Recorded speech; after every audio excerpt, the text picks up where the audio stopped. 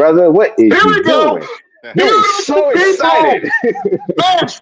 Damn nation. It is Monday. Mhm. I hope you are having a great week so far. You are kicking it with the best damn wrestling podcast. I am your humble host, Brian Renegade, and with me, I have the best damn crew. First of all, I got the green-eyed bandit. On a dark night in a dark alley, he can either whoop your ass and throw you in the trash can or save your life. He's your mama's favorite wrestler, and he can whoop your daddy ass, Mr. Everything, Victor Andrews. Yo, what's going on? I know, beautiful people. I know we got you guys going thrown off guard. You don't know what's going on because you're like, oh my gosh, it's Mr. Everything and it's Brian Renegade on a Monday. It's not Wednesday. What are they doing here today? Well, we're going to tell you why we're here today because we got us a special guest here tonight. Now, ladies and gentlemen, really quick, I'm gonna give you a nice little introduction of this man right here. When I first met him, we was at Ring of Honor. I was trying to get my foot wet. I was trying to get my foot in the door. I was trying to figure out what I need to do, and this man was the guide for all the guys who was extras, ring crew, whatever. He was the man to talk to. He was our go-to. He was our liaison. He was our expert. He was our guy. Ladies and gentlemen, I want to introduce to you world renowned. Okay, this man is known worldwide. Shout out to Titus O'Neil. Uh, Yeah. ladies and gentlemen, welcome, our good friend, my good friend, Cheeseburger. Cheeseburger, what's going on, man? What's up, guys? Thanks for having me. Beautiful Monday night. The week's getting started. Coming off a good weekend. So I'm here for it. Thank you guys for having me. Absolutely. How was your weekend? It was good. It was very, very busy. 3 shows. I only wrestled on Saturday, but taking some of my students to a show on Friday. We had our student show Sunday, our YouTube taping. That went well. The kids all did fantastic. So yeah, good. Finally, just trying to catch up on some sleep, but back to training today, tomorrow, and Wednesday, and so on and so forth. So no rest for me right now. Awesome. So real quick, let's get right into it, man. Yeah. Let's start off with the nitty gritty. Let's start off with what everyone I'm sure that is watching right now wants to know: the name. Hmm? The name Cheeseburger. Where did the name start? I know the story because I was there and I remember hearing the story at the Yeah. tryouts. But Yeah. tell the beautiful people where the name Cheeseburger came from.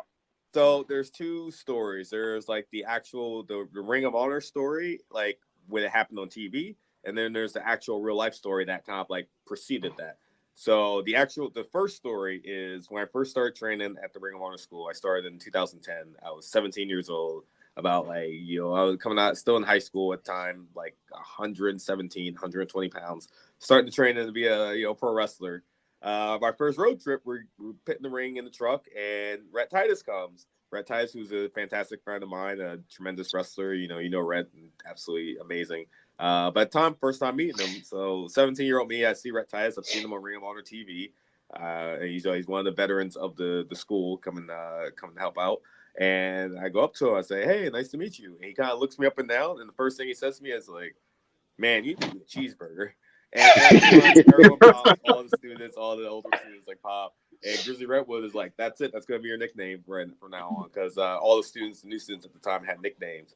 So their plan for me to gain weight, my first road trip was every time we stopped at a rest stop, I would have to eat a cheeseburger. And that was kind of like the running joke. So people in the Ring of Honor locker room just got to know me as Cheeseburger. No one knew my real name for like a long time. Everyone just knew me as Cheeseburger. And then January 2013, there was a segment with Charlie Haas in the Du Burns Arena in Baltimore, and there was 800 people in the arena TV taping. Charlie Haas is in the ring, big heel, cutting the promo. The fans are throwing toilet paper, trash in the ring. The segment was supposed to be I'm the ringside guy. I'm pulling the toilet paper out, cleaning up the ring. Charlie Haas starts yelling at me on the mic, and then he beats me up, and that's the end of the segment. So what happens is I get in the ring, we start the segment. He starts yelling at me in the ring. He calls me into the ring. He starts cutting the promo on me, and he asks me, "What's my name?" And I'm just like standing there. He's like, "You know what? I'm gonna call you Cheeseburger. You're gonna name Cheeseburger." And everyone in the arena starts chanting Cheeseburger. It's like just an offhand comment, and he didn't plan it or anything. He just said it because it was funny. And the crowd started chanting it, and he beats me up. And I get to the back, and Delirious comes up to me, who was our boss at Ring of Honor. He goes, "Yeah, man, I think we might have something with this cheeseburger thing." And right away, I was like, "Oh man, I don't want to be called Cheeseburger." So I hated it at first, but I eventually grew to love it. But yeah, those are the two stories of how they merged together. Yeah, I was Absolutely, going and to man, ask you, man, how did you actually feel about being, called Oh, the I hate name it. Cheeseburger? No, I hate it. I hate it. It took me a long time to get comfortable with it. Because like everyone wants to be like a cool wrestler. They wants to be called Cheeseburger. But once like I saw how the Ring of Honor fan base really grew to embrace it and how much they loved it, and once I kind of started to figure out like who I was as a person, I really started to embrace it more. And I was really, in hindsight, I was really like thankful that the fans embraced it so much, and that especially in Baltimore where it was like born at. Like I would go back to Baltimore and then it would be huge reactions to just because the fans there, the Ring of Honor fans that came regularly, they knew that was the place that Cheeseburger was born, and I was always like, they always got a good reaction there. Oh man, can you talk about being in start, getting your start in Ring of Honor and then uh, having a match on Ring of Honor under Tony Khan? Can you talk about those two different regimes of Ring of Honor? Yeah, so I was in the original Ring of Honor from the time I was 17 to about 29. So from 2010 until it was purchased, and all of our contracts were voided in about, I believe the company was bought in 2013, correct? 2012, 2022? 2020, no, 2022. 22. Yeah, 2022 was purchased.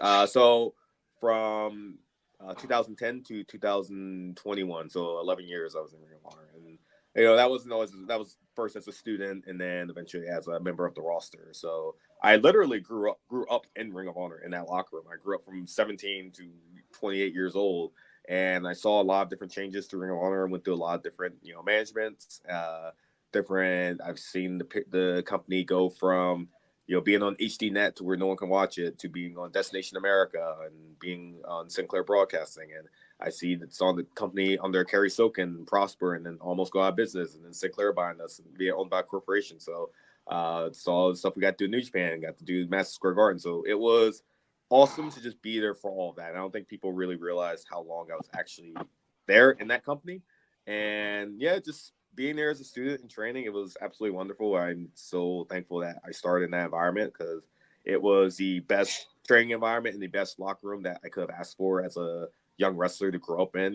Just getting to be around people like the Briscoes and Christopher Daniels and Kevin Steen, Kevin Owens, El Generico, Roderick Strong, Adam Cole, like just getting to be in that locker room, like you have to be good to be in that locker room and to make it on that roster. And I was very thankful to be in that environment that pushed me to be better. And yeah, it was by far some of the best years of my career. I missed the main thing I miss about the current Ring of Honor is absolutely fantastic as well in its own right. I mainly miss just the camaraderie of that locker room. Everyone's kind of spread out now. We're all in different companies. Some people are new Ring of Honor, some people went to whether it be WWE or TNA or whatever it may be. I just miss those like kind of like last few like years of just like being there with like the Briscoes, and like the Kingdom is there, and like War Machine is there, and like when Adam Cole and those guys were there, and Kevin was there, and like I just kind of miss like just all those dudes in the locker room being in like one place where it's like, all right, a couple of times a month I'm gonna see Mark and Jay, and we're gonna get to talk and things like that. Did it Absolutely. feel different when you came back and then you had your match? Did the locker room feel a little different? Different, yes, but not in like bad way. It's different. It's different people. So you're gonna have that different like vibe. Like I said, everyone once Ring of Honor kind of got purchased, and everyone kind of went their separate ways. Some people found different paths in other companies, things like that. So the people that were there, my last like 2 years, I'll say like during the COVID era, a lot of those people I don't get to see as often. Like I don't get to see people like Silas Young, for example, or like Brian Johnson.